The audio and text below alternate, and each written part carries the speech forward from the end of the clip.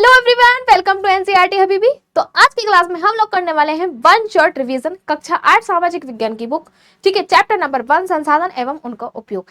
Word to word, line to line हम लोग पढ़ चुके हैं। आज की क्लास में हम लोग करेंगे वन शॉट रिवीजन। बिना टाइम वेस्ट किए आ जाइए जल्दी से। ठीक है, देखिए अध्याय नंबर 1 है प्राकृतिक संसाधन एवं उनका उपयोग। इसको हम 3 पार्ट्स में करने वाले हैं। तो ये पार्ट नंबर 1 है। पार्ट 1 का आपका टॉपिक रहेगा इंट्रोडक्शन रहेगा। ठीक है, परिचय, प्राकृतिक संसाधन क्या है, इसके अलावा प्राकृतिक संसाधनों की विशेषता। ये 3 टॉपिक हम लोग पार्ट 1 में करने वाले हैं। ठीक है, तीनों ही पार्ट आज की ही वीडियो में खलास कर देंगे, यूं चुटकियों में उड़ा दोगे आप। ठीक है, तो पहला तो जो ये है कि हमने वर्ड टू वर्ड तो समझ के पढ़े लिया है एनसीईआरटी को, अभी हम कर रहे हैं रिवीजन। ठीक है, तो सबसे पहले हम देखेंगे अध्याय का परिचय। ठीक है, इंट्रोडक्शन क्या है। देखिए, हमारे चारों ओर प्रकृति ने हमें ऐसी अनेक वस्तुएं दी हैं जिनके बिना जीवन संभव नहीं है। बिल्कुल सही बात है भाई, प्रकृति ने हमें ऐसी कई सारी वस्तुएं दी है जिनके बिना जीवन संभव नहीं है। जैसे कि कौन कौन सी वो हो सकती है, वायु। ठीक है, वायु के अलावा जल, मिट्टी, वन, खनिज, सूर्य का प्रकाश और जीव जंतु।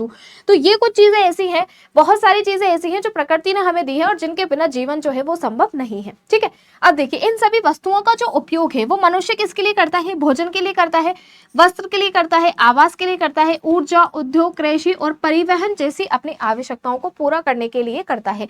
इसलिए इन्हें प्राकृतिक संसाधन कहते हैं। तो ये प्राकृतिक संसाधन क्यों कहते हैं, क्योंकि प्रकृति ने हमें प्रदान किए हैं। ठीक है, संसाधन क्यों है, क्योंकि हम इनका उपयोग कर रहे हैं अपनी आवश्यकताओं को पूरा करने के लिए। बात आ गई समझ में। ठीक है भाई, बहुत इजी सी बात थी, कोई मुश्किल नहीं था। चलिए अब देखिए मुख्य विचार क्या है। ठीक है, मेन कॉन्सेप्ट क्या है वो हम देख लेते हैं। देखिए, यदि प्राकृतिक संसाधनों का सही ढंग से उपयोग नहीं किया गया तो भविष्य में इनकी कमी हो सकती है। ये बात तो है, क्योंकि हमने बहुत अच्छे से पढ़ा है किताब में कि भाई जो नवीकरणीय संसाधन होते हैं, अनवीकरणीय संसाधन होते हैं, अगर हम उनका प्रयोग जो है वो अविवेकपूर्ण तरीके से करेंगे तो वो खत्म हो जाएंगे। तो वही चीज है कि अगर हमने सही ढंग से उपयोग नहीं किया तो इनकी कमी हो जाएगी या फिर ये खत्म हो जाएंगे। इसलिए इनका विवेकपूर्ण उपयोग, विवेकपूर्ण मतलब भाई सोच समझ करके हमें इनका उपयोग करना चाहिए। ठीक है, अब देखते हैं प्राकृतिक संसाधन है क्या। ठीक है भाई, प्राकृतिक संसाधन क्या है ये देखेंगे हम। सबसे पहले परिभाषा देख लेते हैं। प्रकृति से प्राप्त वे सभी वस्तुएं जिनका उपयोग मनुष्य अपनी आवश्यकताओं की पूर्ति के लिए करता है, वे सब प्राकृतिक संसाधन कहलाती हैं। ठीक है, क्या कहलाती है, देखिए प्राकृतिक संसाधन है तो प्रकृति प्रदान करेगी। ठीक है, संसाधन क्यों है, क्योंकि मनुष्य जो है अपनी आवश्यकताओं की पूर्ति करता है, इसलिए वे संसाधन है। ठीक है, उदाहरण हम देख लेते हैं।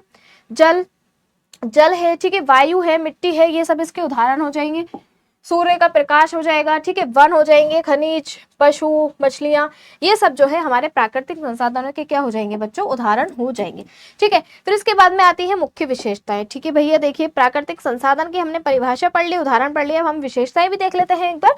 तो विशेषता में क्या आएगा, सबसे पहले जो मेन बात है वो एक तो ये है कि भाई प्रकृति से प्राप्त होते हैं। प्राकृतिक संसाधन है तो किसी अंकल के घर से, पड़ोसी के घर से नहीं मिलेंगे भाई, प्रकृति से ही प्राप्त होंगे। ठीक है, तो प्रकृति से प्राप्त होते हैं। दूसरी चीज, मानव जीवन के लिए अत्यधिक आवश्यक है। ठीक है, मानव की जो भी आवश्यकताएं होती है किससे पूरी हो रही है, प्राकृतिक संसाधनों से, तो इसलिए मानव जीवन के लिए बहुत ज्यादा आवश्यक है। तीसरी विशेषता इसकी ये हो जाएगी कि आर्थिक विकास का आधार है।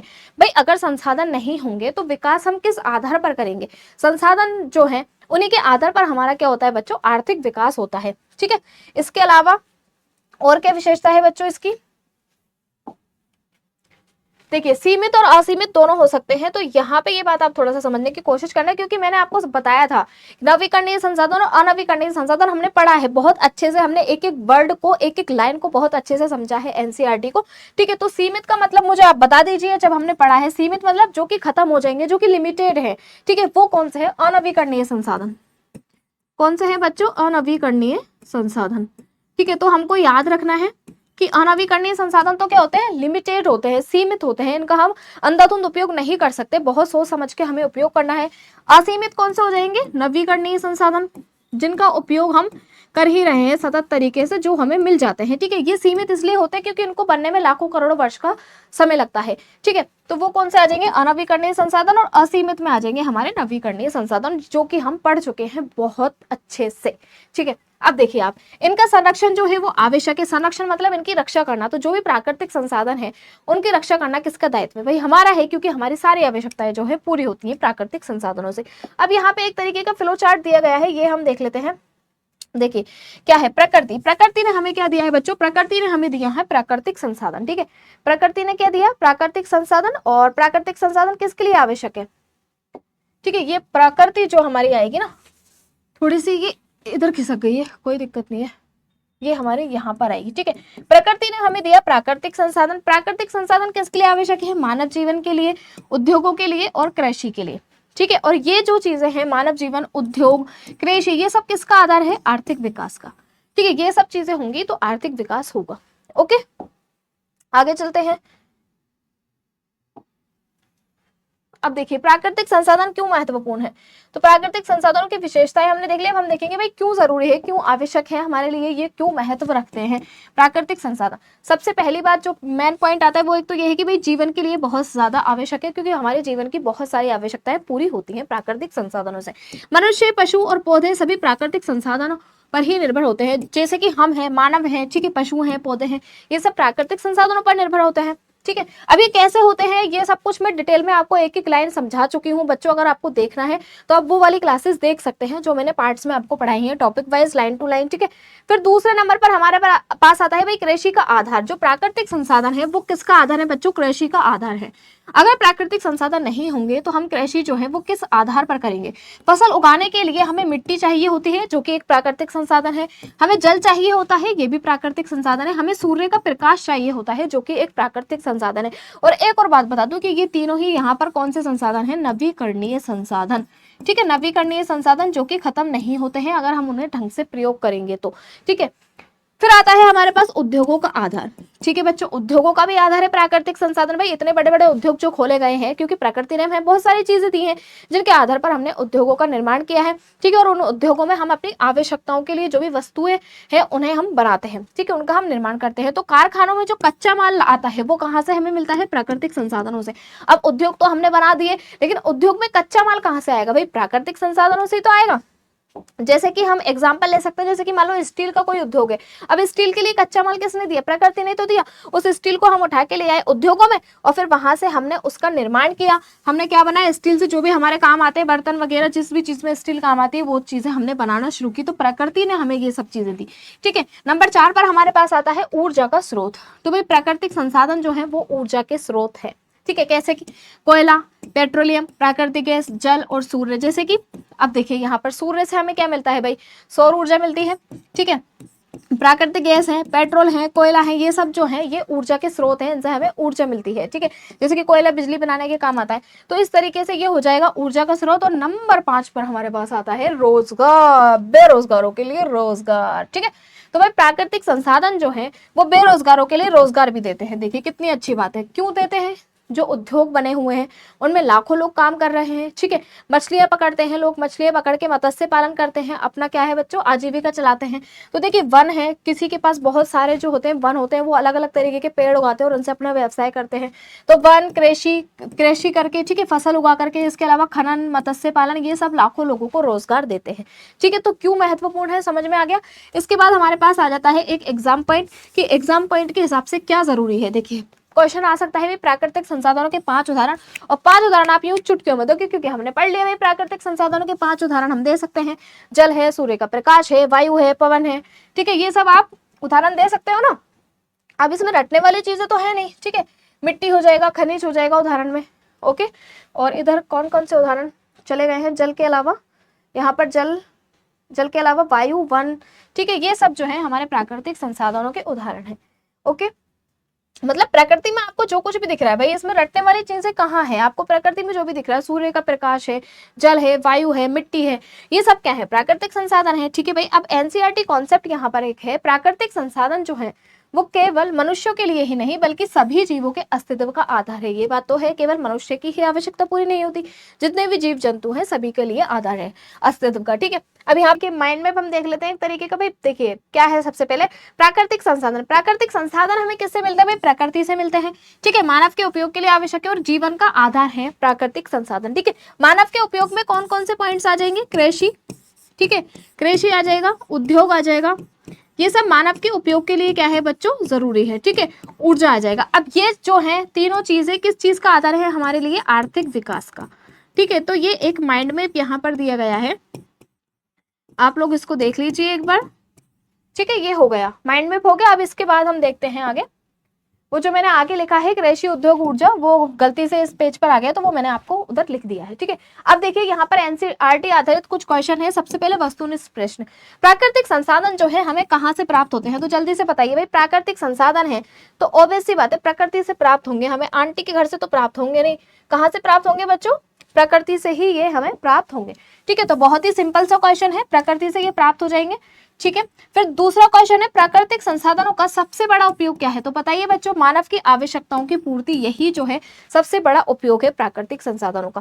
कृषि का सबसे महत्वपूर्ण प्राकृतिक संसाधन, अब कृषि मतलब खेती, जब हम खेती करते हैं हमें फसल उगानी है, तो हमें ये बताइए कि सबसे जो मेन पॉइंट है, मेन जो मुद्दे की चीज है, वो हमें क्या चाहिए होती है। तो भाई सबसे पहले आपके पास मिट्टी होनी चाहिए और इसके अलावा आपके पास जल होना चाहिए। ये दो चीजें तो होनी चाहिए बेसिक, और ये हमें दिया है प्रकृति ने, ठीक है। आगे चलते हैं, क्विक रिवीजन यहाँ पर दिया गया है कि प्राकृतिक संसाधन मतलब वही प्रकृति से प्राप्त संसाधन जो है प्राकृतिक संसाधन है। उदाहरण कह सकते हैं जल, वायु, मिट्टी, वन, खनिज, ठीक है।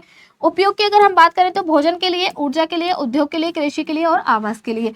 संरक्षण की हम बात करें तो भाई भविष्य के लिए आवश्यक है। संरक्षण का मतलब यह है कि हमें उनकी रक्षा करनी होगी अपने भविष्य के लिए, ठीक है। अब मैं आपको यहाँ पर एक होमवर्क दे रही हूँ, ठीक है। जल्दी से आप करके मुझे बताना कि मैम हमने कर लिया है, यस और नो लिखना कि आपने होमवर्क किया है या नहीं, या आप ये होमवर्क करोगे या नहीं। बहुत ही सिंपल सा है। देखिए प्राकृतिक संसाधन की आपको परिभाषा लिख देनी है, जो प्रकृति से प्राप्त होते हैं और मनुष्य की आवश्यकताओं को पूरी करते हैं, जो कि हमने अभी फर्स्ट स्लाइड में पढ़ा था, ठीक है। फिर प्राकृतिक संसाधनों के 5 उदाहरण आप यूं चुटकियों में बता दोगे, ठीक है। वन है, ठीक है, जल है, सूर्य का प्रकाश है, ओके। प्राकृतिक संसाधनों का महत्व जो है वो भी हमने पढ़ लिया कि प्राकृतिक संसाधन क्यों महत्वपूर्ण होते हैं, तो ये सब चीजें हमने पढ़ ली और ये आपका रहने वाला है होमवर्क, ओके बच्चों। तो ये हो गया हमारा पार्ट 1। अब हमारे पास आ जाता है पार्ट 2। सबसे पहले तो हमारा पार्ट 2 में क्या टॉपिक रहने वाला है, देखिए पार्ट 2 का क्या टॉपिक है बच्चों, प्राकृतिक संसाधनों का वितरण, ठीक है। इसके अलावा संसाधनों का वर्गीकरण, नवीकरणीय और अनवीकरणीय, जो कि हमने बहुत अच्छे से पढ़े हैं पिछली क्लासेस में, ओके।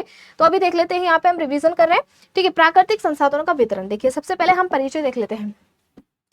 वितरण का मतलब क्या है बच्चों, मैंने आपको बताया था कि बांटना, मतलब किसके पास कितना है, किसको कितना मिला, ठीक है, किसको प्रकृति ने कितना दिया, वो चीज है ना।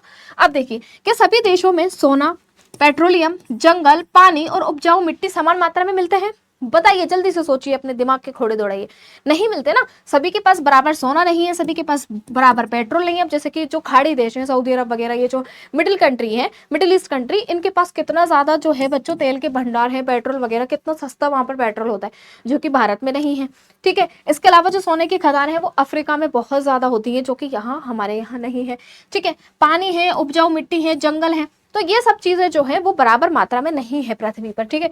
तो वितरण जो है वो असमान वितरण है बच्चों, और इसको मैंने आपको बहुत अच्छे एग्जांपल के साथ समझाया था पिछली क्लास में कि असमान वितरण के ऊपर भाई बहनों में किस तरीके से लड़ाई होती है, ठीक है। तो हमारा उत्तर निकल करके आता है कि नहीं भाई, समान रूप से वितरित नहीं है ये चीजें, ठीक है। क्यों नहीं? अब देखिए प्राकृतिक संसाधन पृथ्वी पर समान रूप से वितरित नहीं है, कहीं पर तो खनिज अधिक है, कहीं पर वन अधिक है, ठीक है, कहीं पर जो जल की मात्रा है वो अधिक है और कहीं पर उपजाऊ मिट्टी अधिक है, ठीक है।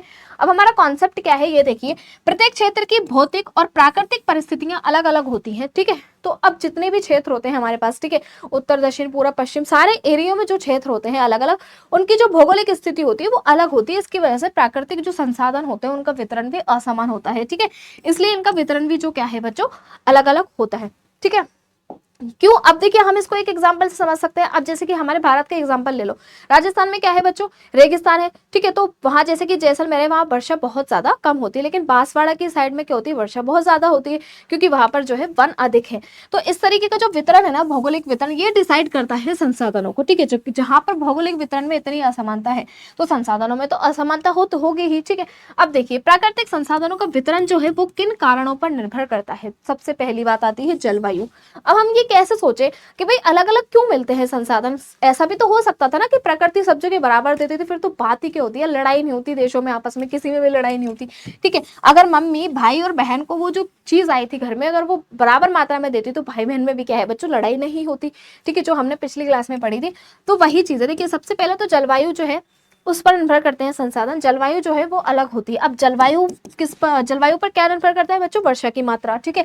जहां अधिक वर्षा होती है वहां घने वन पाए जाते हैं। अब जो हमारा भारत है, ठीक है, ठीक है, ये हमारा यहाँ पर पूर्वी क्षेत्र में क्या है, बहुत ज्यादा वर्षा होती है, ठीक है।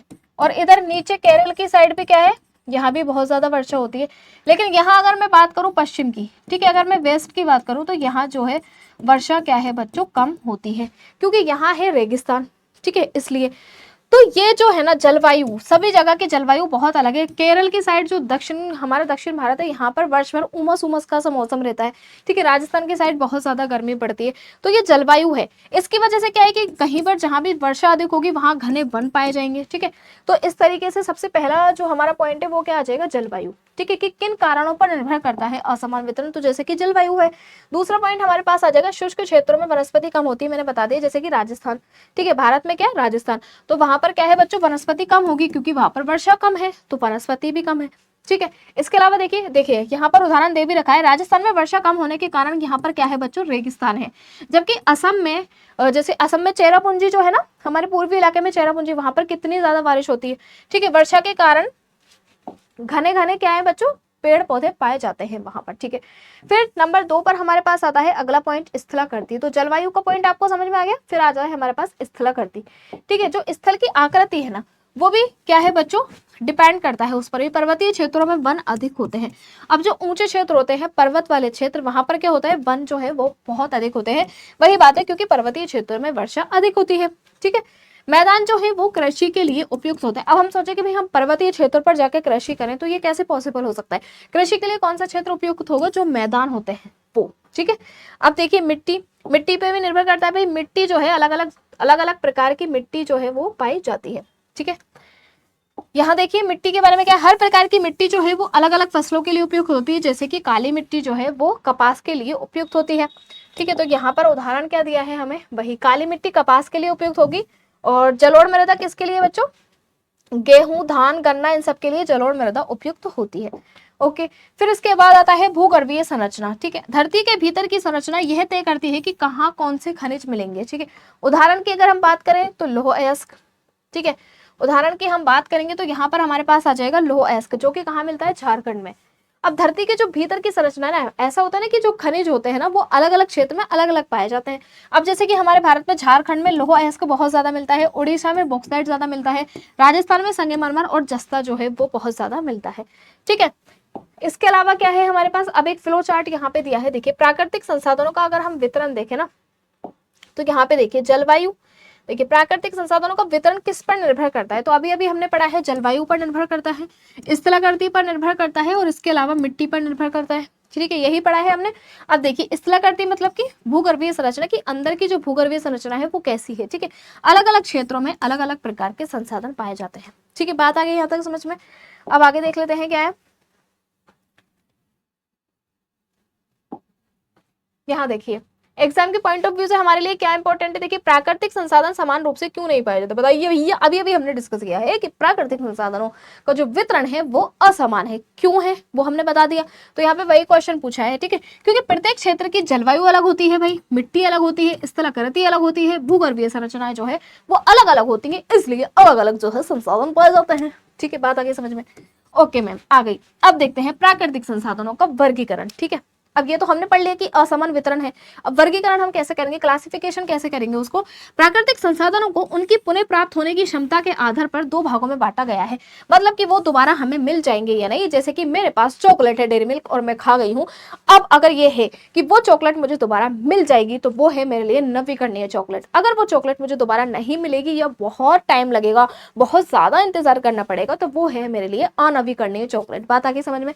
अभी देख लेते हैं एक बार। देखिए प्राकृतिक संसाधन जो होते हैं, मैंने आपको 2 तरीके के बताए थे जब हमने एनसीईआरटी पढ़ी थी, वर्ड टू वर्ड एक एक लाइन को इतने अच्छे से समझ के, तो वहां भी हमने डिस्कस किया था नवीकरणीय और अनवीकरणीय। मैंने आपको ये भी बताया था कि आप नहीं भूलोगे इस चीज को। मैंने बताया था नवी, नवी मतलब कि नया, नवी नया, जो कि नए होते रहते हैं, हमें मिल जाते हैं, प्राप्त हो जाते हैं, वो नवीकरणीय संसाधन होते हैं जो इतनी आसानी से खत्म नहीं होंगे। अनवीकरणीय संसाधन जिनका नवीनीकरण, ठीक है, जो इतनी आसानी से नए नहीं होते, मतलब ऐसे हमको चलते चलते नहीं मिल जाते कि चलते चलते हमको कोयला मिल गया या फिर सोना मिल गया, बहुत वक्त लगता है इनको बनने में। और फिर मैंने आपको एक ये भी बताया था कि भाई ये तो आपको मिल जाते हैं फ्री में, ठीक है। जो नवीकरणीय संसाधन होते हैं जैसे कि सूर्य का प्रकाश है, मिट्टी है, ठीक है, जल है, ये तो हम सबको फ्री में मिल जाता है। लेकिन अनवीकरणीय संसाधन जो होते हैं वो मिलते हैं हमको पैसे में, इनके लिए चाहिए रोकड़ा, क्योंकि ये होते हैं जैसे कि कोयला है, पेट्रोल है, सोना है, चांदी है, इन सबको हम अनवीकरणीय संसाधन कहते हैं, ठीक है। अब देखिए यहाँ पे सबसे पहले हम देखेंगे नवीकरणीय संसाधन, रिन्यूएबल रिसोर्सेज। ठीक है, तो नवीकरणीय संसाधन की हम पहले परिभाषा देखेंगे, वे संसाधन जो प्रकृति द्वारा बार बार बनाए जा सकते हैं या कम समय में फिर से उपलब्ध हो जाते हैं। तो मैंने बताया था कि नवीकरणीय संसाधन हमें बार बार मिल जाते हैं, लेकिन अनवीकरणीय संसाधनों को बनने में बहुत ज्यादा समय लगता है। ठीक है, नवीकरणीय संसाधन के अगर हम उदाहरण देखें तो सबसे पहले देखिए सूर्य की ऊर्जा, जो कि हमें कहाँ से मिलती है बच्चों, सूर्य से मिलती है। ठीक है, पवन ऊर्जा की हम बात करें तो ये हमें मिलती है पवन से। ठीक है, तो सूर्य का प्रकाश है, पवन है, मिट्टी है, ये सब क्या है बच्चों, नवीकरणीय संसाधन है। जल है, ये भी नवीकरणीय संसाधन है।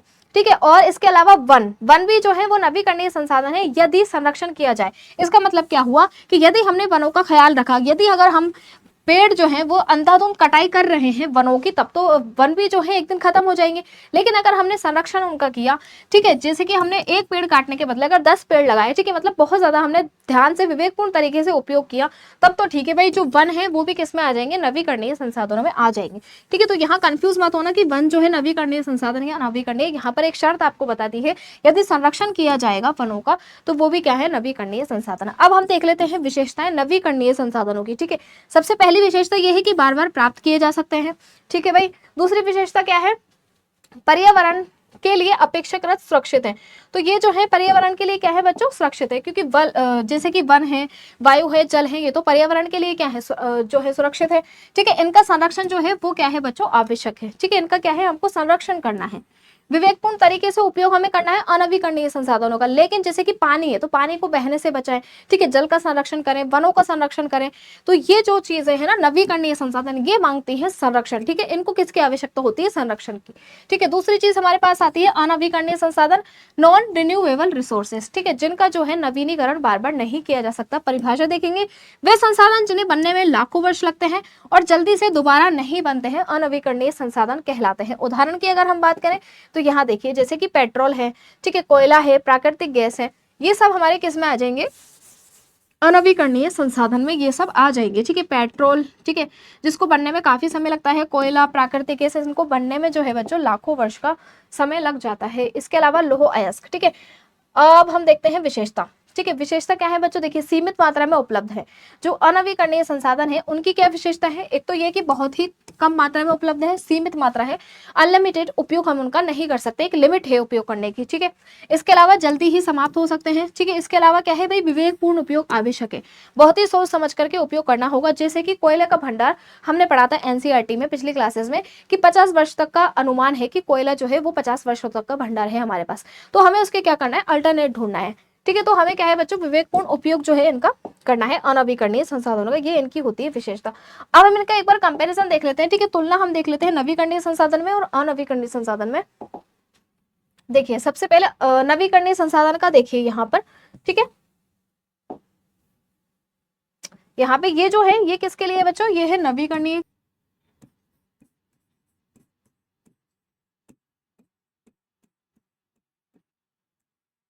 और यहाँ पर हमारे आ जाएगा अनवीकरणीय।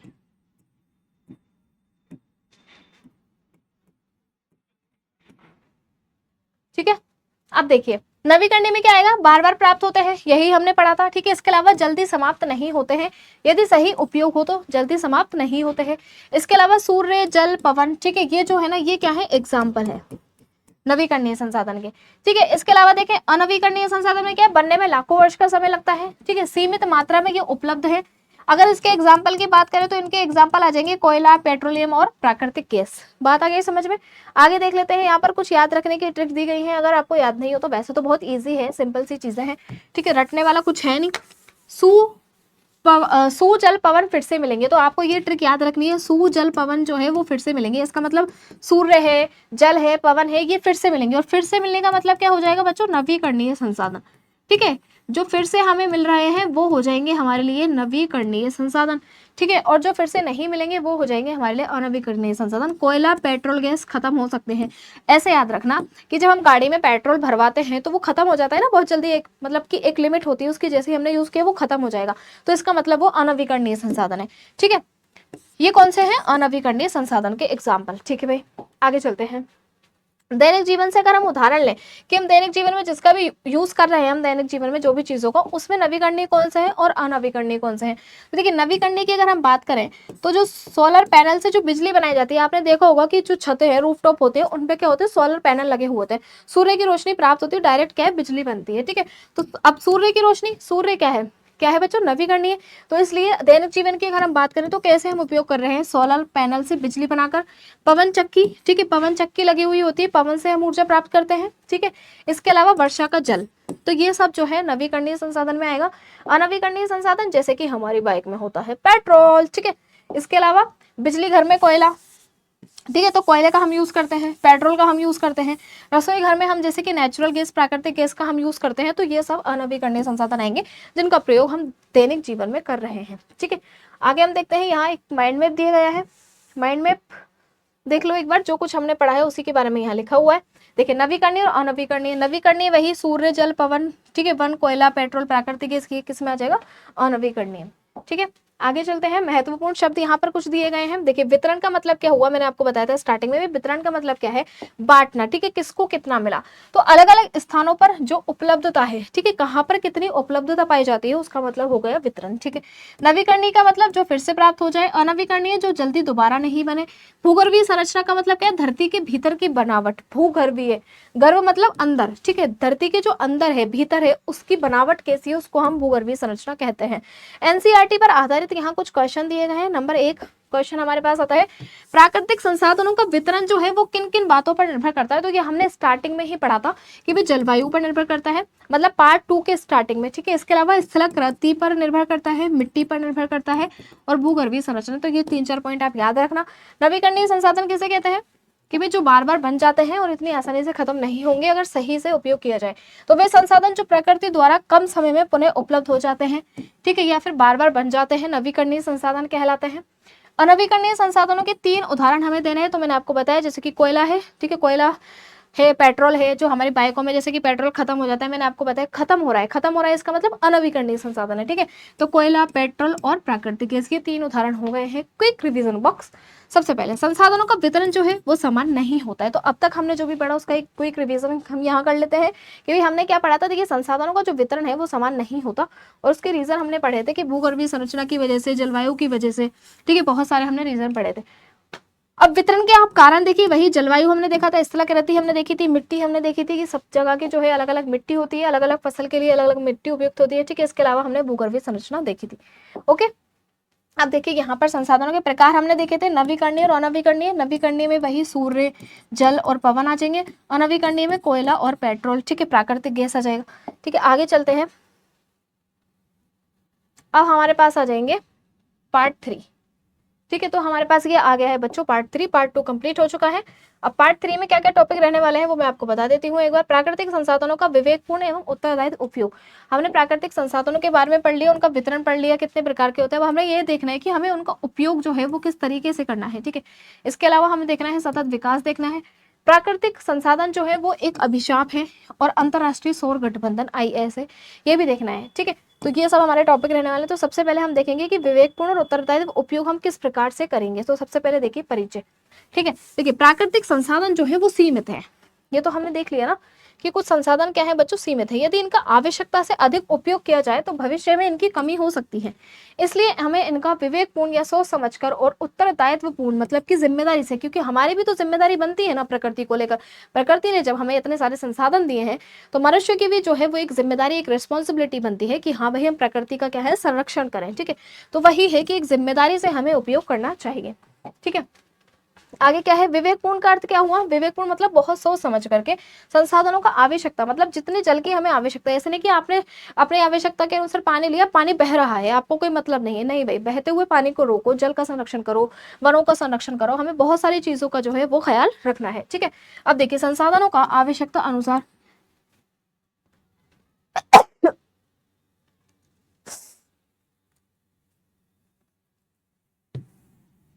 ठीक है, देखिए संसाधनों का आवश्यकता अनुसार बिना बर्बादी और भविष्य को ध्यान में रखते हुए उपयोग करना। मतलब जितनी आवश्यकता है उतना ही उपयोग करो भाई, बर्बादी मत करो और भविष्य का भी ध्यान रखो। ऐसे नहीं धड़ल्ले से आप सब कुछ यूज किए जा रहे हो, आने वाली पीढ़ी की कोई परवाह नहीं है, खुद के भविष्य की भी कोई परवाह नहीं है, हमें तो आज का देखना है। ऐसा नहीं करना है, बहुत सोच समझकर एक रणनीति बना करके आपको प्रयोग करना है। ठीक है, ये सब चीजें हम डिटेल में पढ़ चुके हैं जब हमने एनसीईआरटी पढ़ी थी लाइन टू लाइन। ठीक है, अब देखिए क्या है विवेकपूर्ण उपयोग के उपाय क्या हो सकते हैं, कि भाई अब हमें ये है कि हम विवेकपूर्ण उपयोग करेंगे, लेकिन कैसे करेंगे, उनके कुछ उपाय बता दीजिए। तो उपाय देखिए, जल की हमें क्या करनी है बच्चों, बचत करनी है। छोटी छोटी चीजें हैं, छोटे छोटे प्रयास है जो हम स्टार्ट कर सकते हैं। ठीक है, खुद से हम शुरू कर सकते हैं। इसके अलावा बिजली का हमें अनावश्यक उपयोग नहीं करना चाहिए, कि भाई ठीक है बिजली कहीं पे लाइट फ्री मतलब फालतू चल रही है, ठीक है पंखे फालतू चल रहे हैं, तो उस चीज का क्या है हमको बचाना है। अधिक से अधिक हमें पेड़ लगाने हैं। ठीक है, तो ये सब चीजें हम कर सकते हैं, मैं कर सकती हूँ, आप लोग जो बैठ कर मुझे देख रहे हैं वो कर सकते हैं। ऐसा नहीं है कि इस सब चीजों के लिए हमें बहुत सारी चीजों की आवश्यकता हो गई या फिर हमारे पास ये नहीं। ये बहुत छोटी छोटी शुरुआत है, बहुत छोटे छोटे प्रयास है जो कि हम कर सकते हैं। ठीक है, कागज से प्लास्टिक के धातुओं का पुनर्चक्रण ये हम कर सकते हैं। ठीक है, रिसाइकलिंग करना। इसके अलावा सार्वजनिक परिवहन के उपयोग को हम क्या करें बच्चों, बढ़ावा दें। ठीक है, तो ये कुछ उपाय हैं।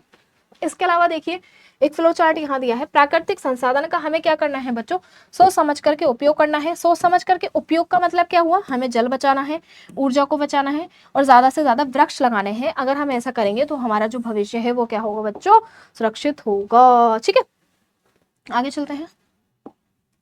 यहाँ देखिए सतत विकास का मतलब क्या हुआ। ठीक है, सतत विकास हम समझ लेते हैं। सस्टेनेबल डेवलपमेंट क्या होता है, ठीक है, जो कि रुकता नहीं है। सतत मतलब जो रुके नहीं। ठीक है, अब देखो यहाँ पे क्या है, ऐसा विकास जिसमें वर्तमान पीढ़ी की आवश्यकताएं तो पूरी हो रही हैं, ठीक है, लेकिन भविष्य की पीढ़ियों की आवश्यकताओं से समझौता नहीं करना पड़े, वह सतत विकास कहलाता है। सतत विकास मतलब चल रहा है वो, ऐसा नहीं है कि आज की आवश्यकता तो पूरी हो गई लेकिन आने वाली भविष्य की पीढ़ी का क्या होगा। ठीक है, तो हमें क्या करना है, आने वाली भविष्य की पीढ़ी का भी ख्याल रखना है। एक ऐसे विकास पे हमें ध्यान देना है जो रुकना नहीं चाहिए। ठीक है, सतत विकास होना चाहिए, हमारी आवश्यकताएं भी पूरी हो जाए और आने वाली पीढ़ी की आवश्यकताएं भी पूरी हो जाए। ठीक है, अब देखिए उदाहरण की अगर हम बात करें तो हम सौर ऊर्जा का उपयोग ज्यादा से ज्यादा करें। अब जैसे कि ये बताया था कि भाई एनसीईआरटी में कि ऐसा अनुमान लगाया गया है कि कोयला का जो भंडार है वो 50 वर्षों तक ही है। अब कोयला जो है सबसे ज्यादा किसमें काम आता है, बिजली बनाने के काम आता है। तो अगर अभी से ही हम कुछ अल्टरनेट ढूंढे और ऐसी चीजों का प्रयोग करें कि आने वाले भविष्य के लिए भी कुछ बच जाए, आने वाली पीढ़ी के लिए भी कुछ बच जाए, तो हम सौर ऊर्जा का उपयोग कर सकते हैं। कि हम सौर पैनल लगाकर सूर्य से जो ऊर्जा प्राप्त हो रही है उससे हम डायरेक्ट बिजली बना सकते हैं। पवन चक्की जो है, पवन ऊर्जा, ठीक है, पवन चक्की लगा करके हम पवन ऊर्जा का यूज कर सकते हैं। तो बहुत सारी चीजें हैं। इसके अलावा हम वर्षा जल का संचयन कर सकते हैं। ठीक है, वर्षा जल के संचयन के बहुत सारे जो है तरीके हैं। ठीक है, वृक्षारोपण हमको करना है, ज्यादा से ज्यादा हमें वृक्ष लगाने हैं। ठीक है, इसके अलावा क्या है, प्रदूषण को कम से कम करना है। ठीक है, तो ये सब कुछ ऐसी चीजें हैं जिससे हमें क्या है कि हमारा जो सतत विकास है उसको क्या है, बढ़ावा मिलेगा। ठीक है, सतत विकास के उद्देश्य क्या है, हमारा उद्देश्य क्या है, सही, सबसे पहला उद्देश्य तो यही है ना कि भविष्य की पीढ़ी के लिए जो बच जाए। ठीक है, सबसे पहला। ठीक है, तो देखिए पर्यावरण की रक्षा होगी, अगर हम सतत विकास करेंगे ऑब्वियस सी बात है पर्यावरण की रक्षा होगी। संसाधनों का संरक्षण होगा आने वाली पीढ़ी के लिए। ठीक है, आर्थिक विकास हमारा होगा और आने वाली पीढ़ियों के लिए संसाधन जो है वो बच जाएंगे। बात आ गई समझ में। अब यहाँ पे देख लेते हैं, एक फ्लो चार्ट दे रखा है, संसाधनों का संतुलित उपयोग। ठीक है, अब देखिए संसाधनों का अगर हम संतुलित उपयोग करेंगे, तरीके से एक संतुलन बना करके, एक बैलेंस बना करके अगर हम उपयोग करेंगे तो क्या होगा बच्चों, पर्यावरण का क्या होगा, संरक्षण होगा। पर्यावरण को, प्रकृति को नुकसान नहीं होगा। ठीक है, अब जब पर्यावरण का संरक्षण होगा तो यहाँ पर क्या आ जाएगा, फिर सतत विकास होगा। ठीक है, पर्यावरण का अगर संरक्षण को बढ़ावा मिलेगा, ठीक है, पर्यावरण संरक्षण अगर हुआ तो हमारा क्या है बच्चों, सतत विकास जो है वो रुकेगा नहीं, सतत विकास होगा, भविष्य की पीढ़ियां जो हैं वो भी सुरक्षित रहेंगी। बात आ गई समझ में। ठीक है, प्राकृतिक संसाधन एक अभिशाप, ये क्या है भाई। ठीक है, अभी तक तो हमने प्राकृतिक संसाधनों को इतना अच्छा पढ़ा है कि हाँ भाई प्राकृतिक संसाधन सभी आवश्यकताओं को पूरा करते हैं, लेकिन प्राकृतिक संसाधन एक अभिशाप कैसे बन गया। ठीक है, एक अभिशाप कैसे बन सकता है, तो देखिए कभी कभी किसी देश के पास बहुत अधिक प्राकृतिक संसाधन होने के बाद भी वह देश आर्थिक रूप से विकसित नहीं हो पाता है। इसे प्राकृतिक संसाधन का अभिशाप कहते हैं और ये हमने क्लास में डिस्कस किया था और एक एग्जांपल लिया था नाइजीरिया का, कि उसके पास बहुत सारे तेल के भंडार हैं लेकिन उसका आर्थिक विकास उस तरीके से नहीं हुआ है। ठीक है, तो ऐसा है कि बहुत सारे देश ऐसे हैं जिनके पास प्राकृतिक संसाधन बहुत अधिक मात्रा में होते हैं लेकिन उनका आर्थिक विकास उस मात्रा में नहीं हो पाता, तो तब प्राकृतिक संसाधन जो है वो एक अभिशाप बन जाता है। ठीक है, अब देखिए इसका रीजन क्या हो सकते हैं। ठीक है भाई, प्राकृतिक संसाधन तो है, लेकिन ऐसा क्यों हुआ कि इतने ज्यादा प्राकृतिक संसाधन होने के बाद भी उनका आर्थिक विकास नहीं हुआ। तो सबसे पहली चीज तो आ जाएगी हमारे पास भ्रष्टाचार, कि इतना ज्यादा उस देश में भ्रष्टाचार है कि वहां की गवर्नमेंट उस चीज पर ध्यान ही नहीं दे रही है कि हम किन किन चीजों को उपयोग करके अपने देश को बढ़ावा दे सकते हैं, अपने देश का आर्थिक विकास बढ़ा सकते हैं। तो एक तो आ जाता है कि भ्रष्टाचार जो है वो, इसके अलावा गलत प्रबंधन की, मैनेजमेंट ही बहुत गलत है। आपने अपने संसाधनों के लिए कोई रणनीति ही नहीं बनाई है, ठीक है, कोई विवेकपूर्ण तरीके से आप उपयोग कर ही नहीं रहे हो, तो फिर वो क्या है कि वहां पर गलत प्रबंधन उनका हो रहा है। ठीक है, क्या है कि आप बहुत गलत मैनेजमेंट तरीके से आप उनको यूज कर रहे हो, तो वो आपके लिए कुछ भी नहीं देंगे भाई। अगर आप एक रणनीति बना करके उनका सही मैनेजमेंट करो तो आपका आर्थिक विकास जो है वो बहुत ज्यादा बढ़ेगा। इसके अलावा संसाधनों का असमान वितरण, ये भी होता है कि भाई संसाधन जो है किसी देश के पास तो बहुत ज्यादा है, किसी देश के पास नहीं है, तो असमान वितरण भी जो एक रीजन होता है। इसके अलावा गृह युद्ध जो होते रहते हैं और राजनीतिक अस्थिरता अगर किसी देश में है तो वहां जो है आर्थिक विकास पे ध्यान नहीं दिया जाएगा। ठीक है, अब देखते हैं समाधान। अब ये होता है भाई, अगर समस्या किसी तरीके की होती है ना, तो समाधान भी जरूर से जरूर होता है। ऐसा नहीं है कि समस्या अकेले आती है। समस्या अगर है तो समाधान क्या होगा भाई। देखिए सबसे पहला, पारदर्शी शासन होना चाहिए उस देश में, ताकि भ्रष्टाचार जो है वो खत्म हो सके। सरकार के बीच में, जनता के बीच में ट्रांसपेरेंसी होनी चाहिए। सरकार के कामों का जनता को पता होना चाहिए कि हमारी सरकार जो है वो विकास को लेकर के, हमारे देश के आर्थिक विकास को लेकर के और हमारे देश को बढ़ाने को लेकर के कौन कौन से काम कर रही है। ठीक है, तो ये बातें जनता को पता होनी चाहिए, और ये सब चीजें आएंगी जब एक ट्रांसपेरेंसी होगी। ठीक है, जब एक पारदर्शी शासन होगा तभी ये चीजें आ सकती हैं। इसके अलावा संसाधनों का क्या है भाई, सही से प्रबंधन आपको करना पड़ेगा, सही रणनीति बनानी होगी, सही से उनका मैनेजमेंट करना होगा। इसके अलावा शिक्षा और तकनीकी पर आप बहुत ज्यादा ध्यान दो, तब तो ये है कि हम संसाधनों का विवेकपूर्ण उपयोग भी करेंगे और हम अपने कौशल का उपयोग करके ये पता लगा सकते हैं ना कि हाँ, हम इससे ये बना सकते हैं, हम इस तरीके से हमारे देश के आर्थिक विकास को बढ़ावा देंगे। तो हमें शिक्षा पर और तकनीकी विकास पर बहुत ज्यादा ध्यान देना होगा, क्योंकि हमने एनसीईआरटी जब पढ़ी थी तब हमें बहुत अच्छे से ये पढ़ा था कि भाई अगर हमें सक्सेस होना है, ठीक है, अगर हमें यह है कि संसाधनों का तरीके से उपयोग करना है, तो उसके लिए कौशल की बहुत ज्यादा आवश्यकता होती है। और सबसे पहली चीज आपके लिए पास तकनीक होनी चाहिए। तो तकनीकी विकास जो है किसी देश का बहुत ज्यादा होगा, तो वहां पर यह है कि संसाधन आपके लिए बहुत ज्यादा इंपॉर्टेंट हो जाएंगे आपके आर्थिक विकास के लिए। ठीक है, अब यहाँ पर एक फ्लो चार्ट दिया गया है, ये देखिए। प्राकृतिक संसाधन तो अधिक है, ठीक है, लेकिन अगर उनका क्या है बच्चों, गलत प्रबंधन किया जा रहा है। अब हमारे पास ये है कि प्राकृतिक संसाधन तो बहुत ज्यादा है, लेकिन प्रबंधन अगर गलत हो रहा है तो फिर उस देश में क्या होगा बच्चों, भ्रष्टाचार और संघर्ष। ठीक है, भ्रष्टाचार और संघर्ष होगा, ठीक है, तब गरीबी और पिछड़ापन आएगा। जैसे कि नाइजीरिया एक गरीब देश है, जबकि वहां पर बहुत ज्यादा तेल के भंडार हैं, तो इस तरीके से वो इस चीज का सामना कर रहे हैं, क्योंकि वो अपना तो कौशल का यूज कर रहे हैं, ठीक है, किसी भी तरीके की स्किल्स, ज्ञान, तकनीक का यूज करके अपने संसाधनों का उपयोग कर ही नहीं रहे हैं अपने आर्थिक विकास को बढ़ाने के लिए। ठीक है, तो ये है कुछ। अब हमारे पास आता है अंतरराष्ट्रीय सौर गठबंधन, जो कि हमने पढ़ा था और ये हुआ था भारत और फ्रांस के बीच में, ठीक है, 2015 में।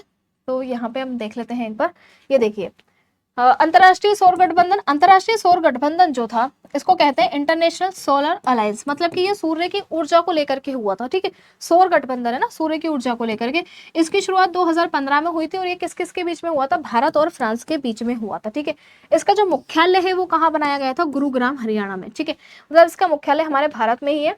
ठीक है, इसका उद्देश्य क्या है ये देखना है हमें, सौर ऊर्जा का अधिक से अधिक उपयोग करना।